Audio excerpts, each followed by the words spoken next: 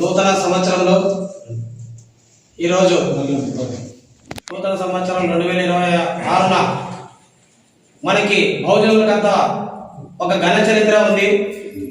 ఆ ఘన చరిత్ర ఏమిటంటే భీమ్ కోరేగావ్ విజయోత్సవం.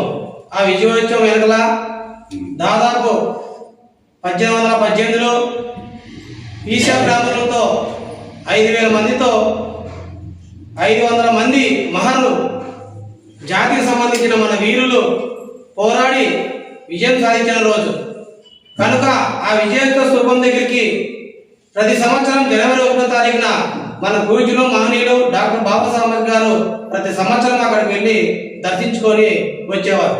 కనుక ఈ విజయోత్సవం కూడా ప్రతి ఒక్క భోజన బిడ్డకి, ప్రతి ఒక్క ప్రజా సంఘాల నాయకులకి, ప్రతి ఒక్కరికి వర్తింపాలని చెప్పేసి కోరుకుంటూ, అదేవిధంగా నేను ఈ నూతన సంవత్సరంలో ఈ అనంతపురం జిల్లా రాష్ట్ర వ్యాప్తంగా ఉన్నటువంటి బహుజన జాతి బిడ్డలకి, ఎస్సీ ఎస్టీ బీసీ మైనార్టీ వర్గాలకి నేను తెలియజేయడం ఏంటంటే, రాబోయే స్థానిక ఎలక్షన్లో ఎలాంటి కక్షపూరితలు కాకుండా వైసీపీ టీడీపీ అనేది కక్షలో పూరితంగా గొడవలకు వెళ్ళిపోకుండా సమానంగా పూలే అంబేద్కర్ గారి ఆశయాలు, కాంచీరామ్ గారి రాజ్యాధికార పార్టీలో మనము సింపుల్ గా ఓట్ అనే ఆయుధంతో మనకెంతో మనమెంతనే విధానంతో ముందుకు వెళ్ళి ఎక్కడే కానీ గొడవలకు వెళ్ళిపోకుండా ప్రజాస్వామ్యబద్ధంగా చట్టబద్ధంగా మనం అనుసరించి